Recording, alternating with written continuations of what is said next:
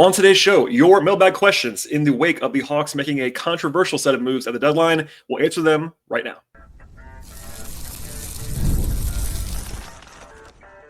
You are Locked On Hawks, your daily Atlanta Hawks podcast.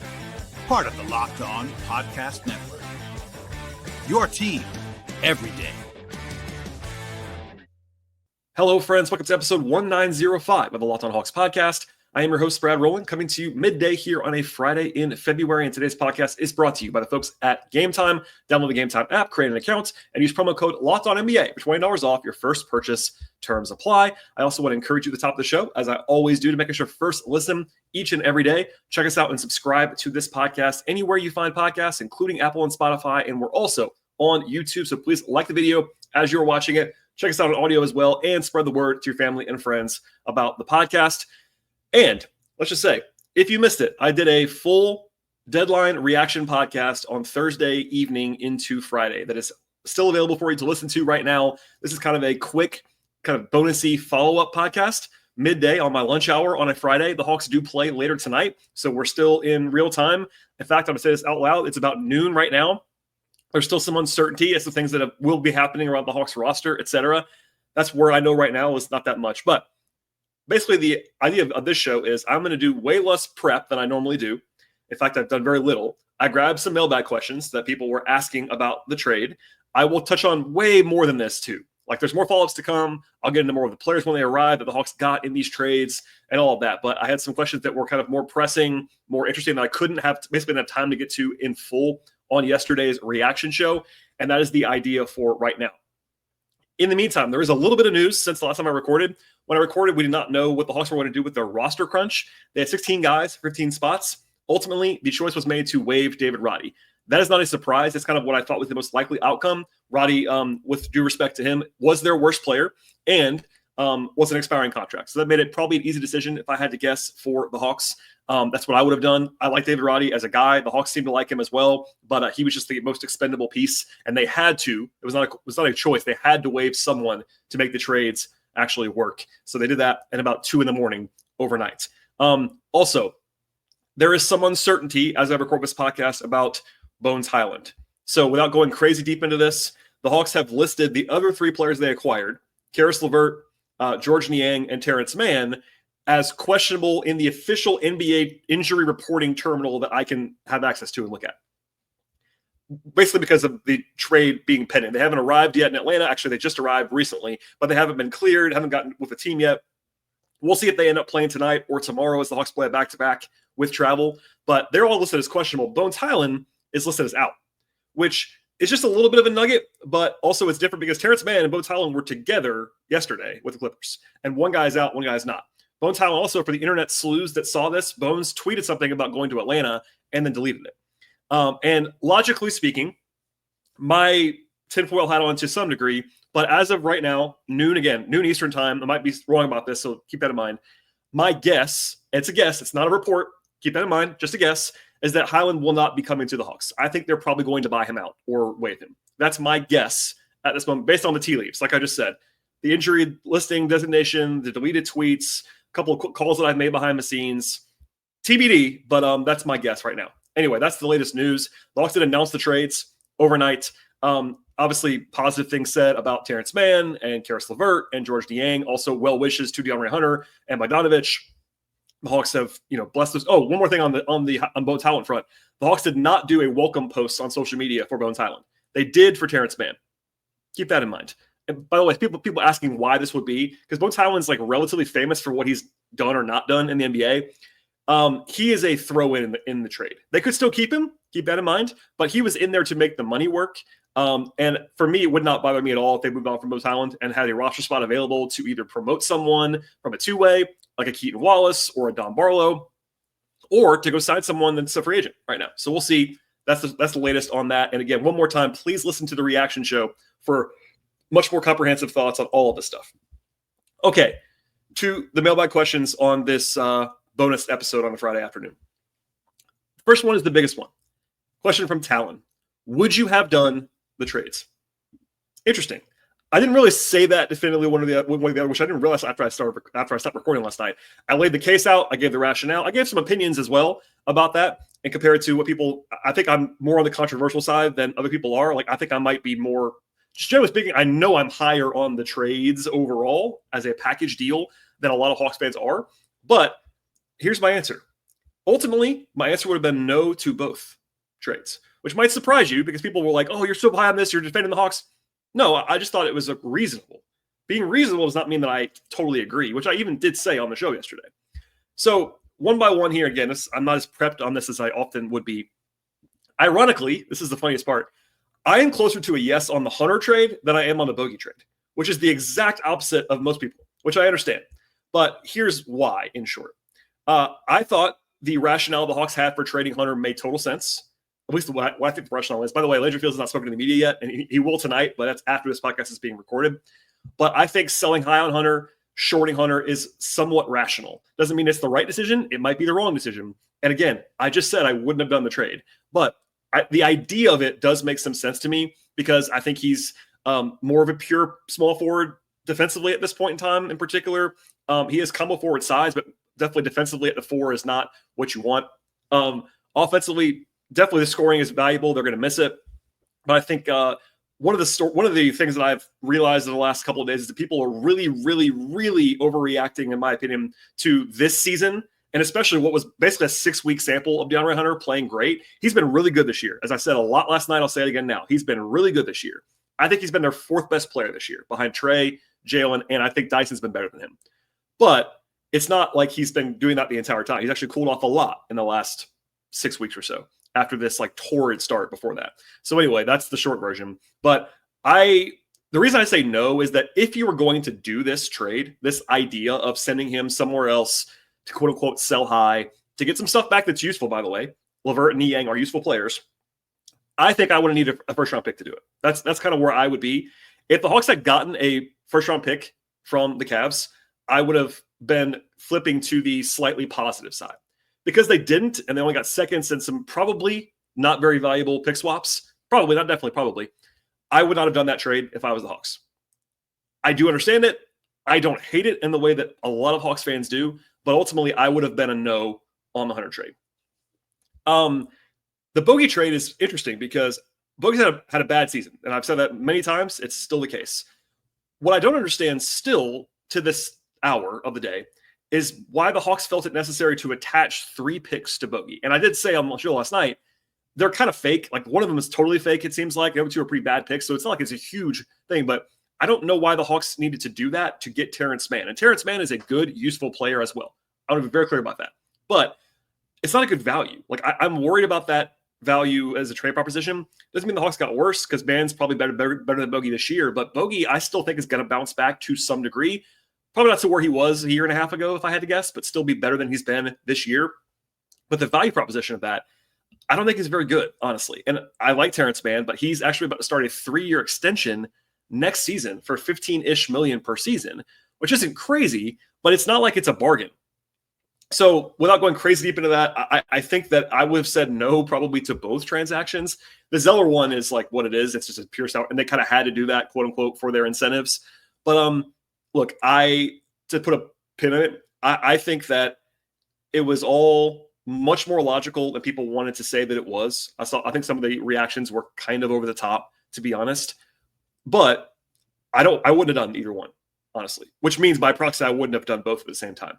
So does that mean I think I might even give it like a fake grade? I think I'd be like in the C- D+ range on this set of transactions. I don't hate it. It's not an F, but ultimately I would have said no to both, which makes it me, logically that means that it's not something that I love. So hopefully that's a little bit more clear as to what I think.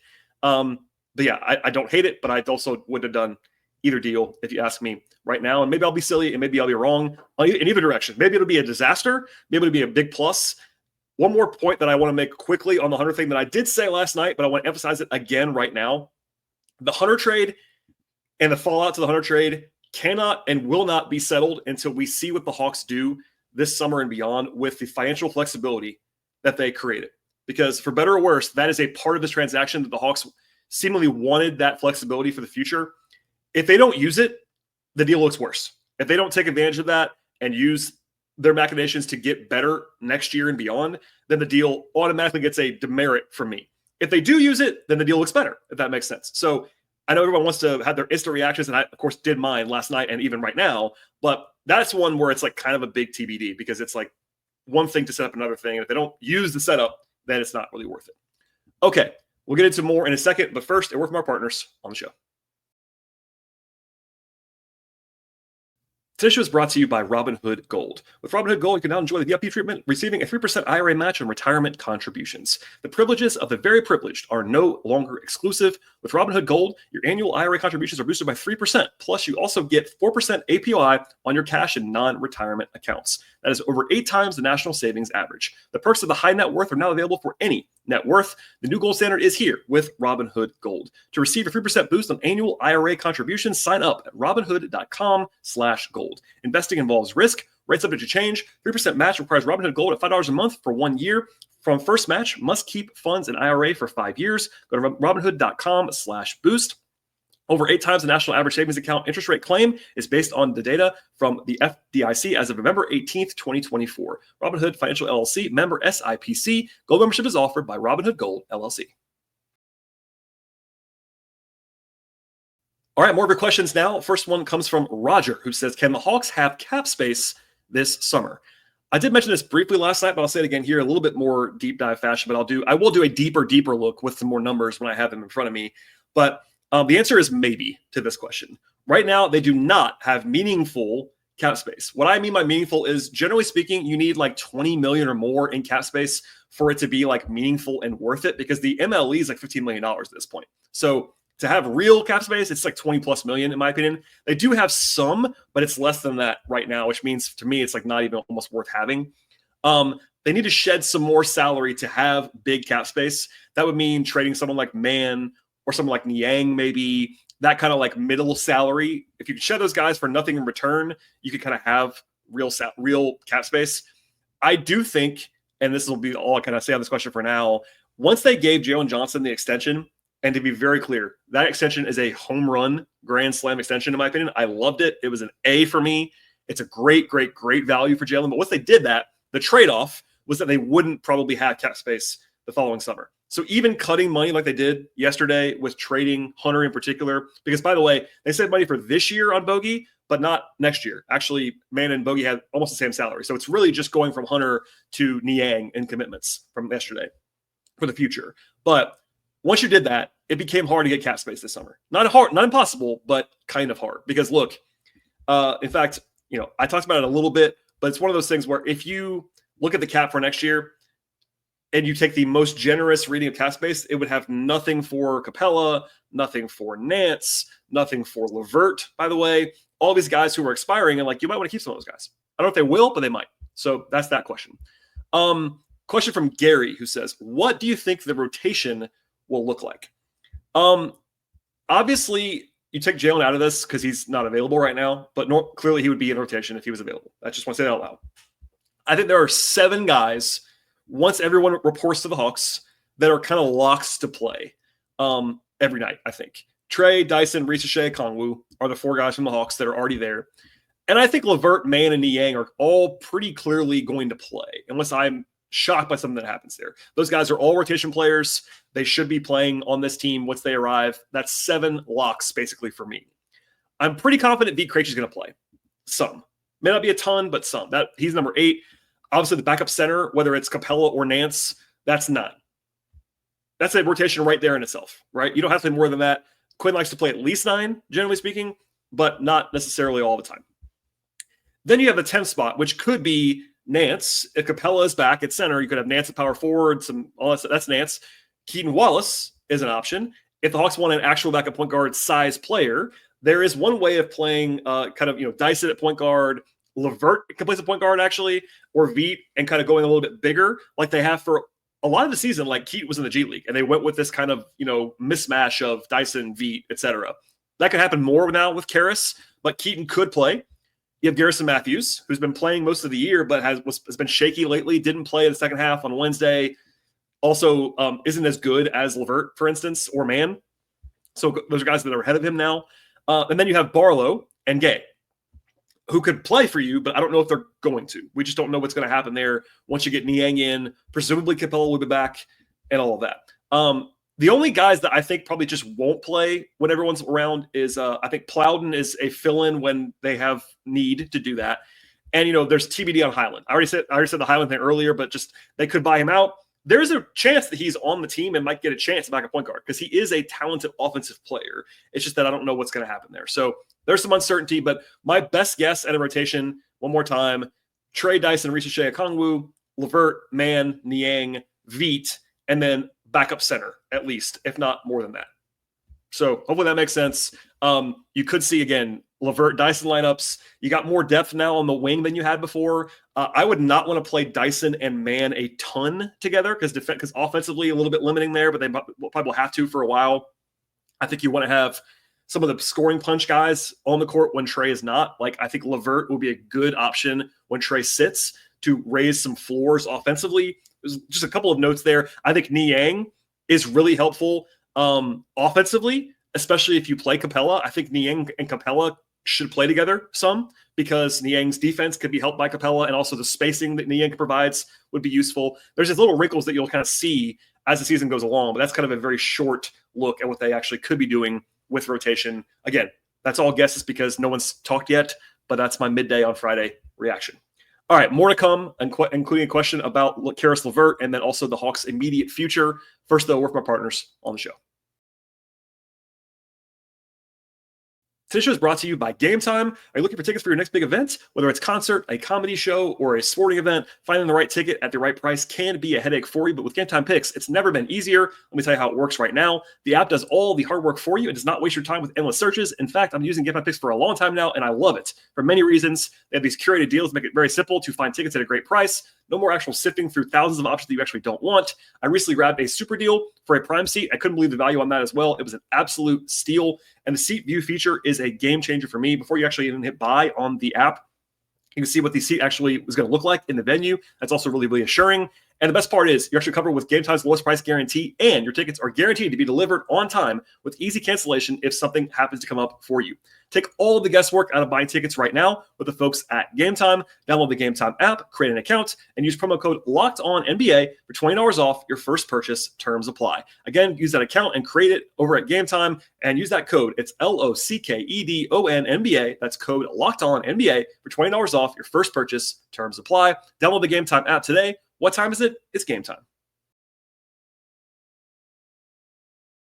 All right, before we get out of here, a question from Will, who says, do you think Caris LeVert will be on the roster next season?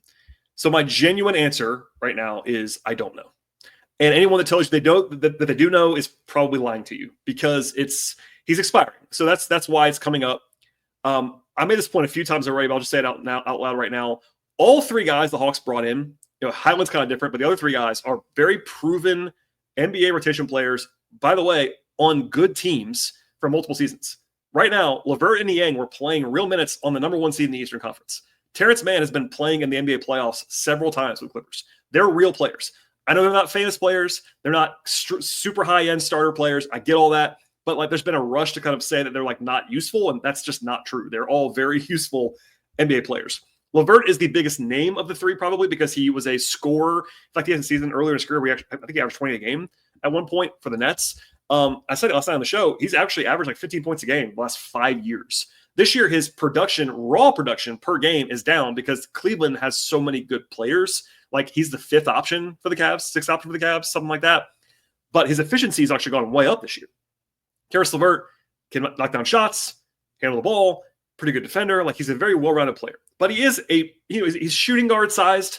He play a little bit of three probably, but he's mostly a shooting guard sized player. A little bit of point guard maybe, but not like a big bulky forward defender. But Mann is more of that than LeVert is.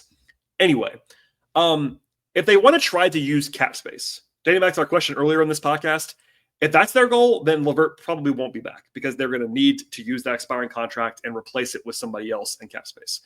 If they want to use the mid-level exception or make trades or use trade exceptions where they actually have one that's a big one from the Murray trade, then they could keep LeVert, especially at a reasonable price. So if I was the Hawks, I would go into this offseason. Obviously, they're going to learn more about LeVert in the next 2 months as the season goes along. But if they like him, it's a flexible situation. If you get blown, if he gets a big deal somewhere else that you don't want to match, it's totally fine to let him go. Or maybe, you have his bird rights now. You can use them to exceed the cap to re-sign him. I think LeVert would be a very logical guy to bring back if they think there's a role for him. So that's the short answer. There's a lot of nuance, but like the Hawks do have a lot of bodies because they have, especially once Buffkin, Kobe Buffkin's actually a wild card there as well. Like if Buffkin comes back, we'll see, but they'd have Trey, Dyson, Buffkin, LeVert. Mann's kind of a guard on offense in some, at least in terms of size. And then you got Reese Shea and all that stuff. So they have names, they have guys, but LeVert is a good player who is very useful in a smaller role, and if he needs to, he can handle the ball some more. So my answer is TBD, but I could definitely see the Hawks liking him. I could see Quinn Snyder liking Caris LeVert. He's a dribble pass shoot guy, skilled player, by all accounts, a good guy in the locker room from what I've heard. Like it's just a guy that could be useful. So that's not a definitive answer because it just can't be. But when you're expiring contract, nothing is assured for the future. But I think he could come back. He also could be a casualty if the Hawks want to use cap space or have that flexibility to be somewhere else. But TBD on that. And last one here from Xander. It's a very straight ahead question. Will the Hawks make the play-in? My answer is I think they will. I wouldn't guarantee it at this point. But to be very clear, that's not because of the trades. That's because Jalen got hurt. I said this at the time. If you're a regular listener, you will know this. When Jalen went down for the season, I said on that show, I think almost exactly this way, that it was the first time this season that I thought the Hawks might miss the play-in. Until then, I thought they were pretty clear, almost locked to be a top 10 team in the East, unless something happened like that. Jalen is not someone that they can replace. He's been irreplaceable this year. I think Jalen and Trey are the two guys they can't really be without, and they don't have Jalen right now. So that's obviously, they are not the same team without Jalen Johnson. That was the case before the deadline. That's the case now. So that's why I want to make sure this comes across. It's not because of the trades that the Hawks might miss the play-in. Might miss the play-in. That was already possible. But looking at the standings right now, again, it's Friday afternoon as I'm recording this podcast. The Hawks are a game and a half ahead of the Bulls. So the Hawks are the 9th seed right now. A game and a half ahead of Chicago and 2.5 ahead of Philly. Philly is the team that I think is more likely to jump Atlanta than Chicago is. But in order to fall out of the play-in, the Hawks would have to fall behind Philly and Chicago, which is notable because they're right now they're 9th. I heard someone on a national podcast say, look out for Toronto. I mean, I guess that's possible. Toronto did buy in Brandon Ingram, but Toronto right now is 7 games behind the Hawks with 31 to play. That's not impossible to overcome, but that's a big gap, especially when the Hawks are trying. Like they're not trying to lose like the Nets are, for instance. Now, all that said, the big caveat is they have to have Trey. If you look at the roster, the only guy they can't lose now if they lose Trey, the team quality drops a lot. And a lot is because they already don't have Jalen too. But they don't have the creator. The way they built this roster, it's built around Trey and to some extent Jalen, but they've kind of built like, all right, here are all these supporting players. You have to have a number one creator to do that. And Trey is that number one creator. So the schedule actually is a little bit easier for the Hawks coming up. They had a kind of a tough stretch recently, but right now, the rest of the season, they have the 24th schedule. So that's actually the 7th easiest remaining schedule according to win percentage. They still have games against Washington on Saturday. They have Utah. They have Charlotte twice. They have Brooklyn twice. They have Portland. They have some easier games, but they have some harder games too. It's not like this is an absolute lock of a schedule. Like tonight is interesting. They're playing, as we're talking now, they're playing the Bucks. I'm not going to preview that game because this is going up Friday afternoon. That's a tougher one. They got to go to Orlando, to New York. They play Oklahoma City again. They go to Memphis again this year. They have to play at Houston. They have to play at Milwaukee. They have to play New York again, at Orlando. Like there are some games. So long story short, I think the Hawks, if I had to project right now on Friday, February 7th, will be either the 9th or 10th seed in the East, which means you're in the play-in.